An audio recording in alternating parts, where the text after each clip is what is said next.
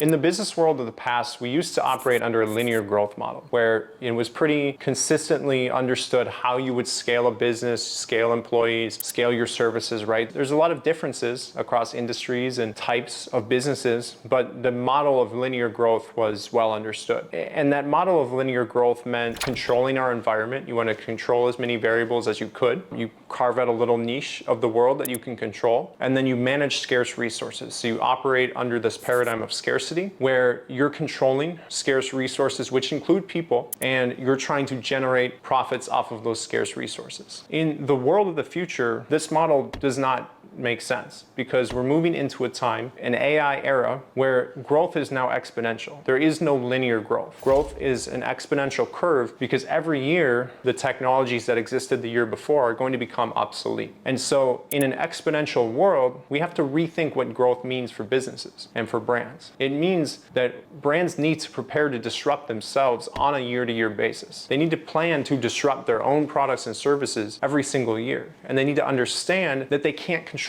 everything. You're not going to be able to control the variables. You're not going to be able to control ChatGPT coming onto the market, other AI tools coming onto the market that fundamentally disrupt your entire industry. That's going to be a normal thing. And so what you have to do is be able to flow with your environment. And to be able to do that, you need to have a strong identity. You need to have a strong strategic narrative that gives you a sense of purpose beyond your existing current structure or your existing product or service so that you can adapt to whatever comes your way. And if you have a strong narrative and you understand how to flow with the market, not just control a little subset of scarce resources, you actually start to not think in scarce terms, you start to think abundantly. Because it's not about controlling people and controlling scarce resources anymore. It's recognizing the flow of abundance around you, new technologies, resources, humans, ideas that are now at your fingertips.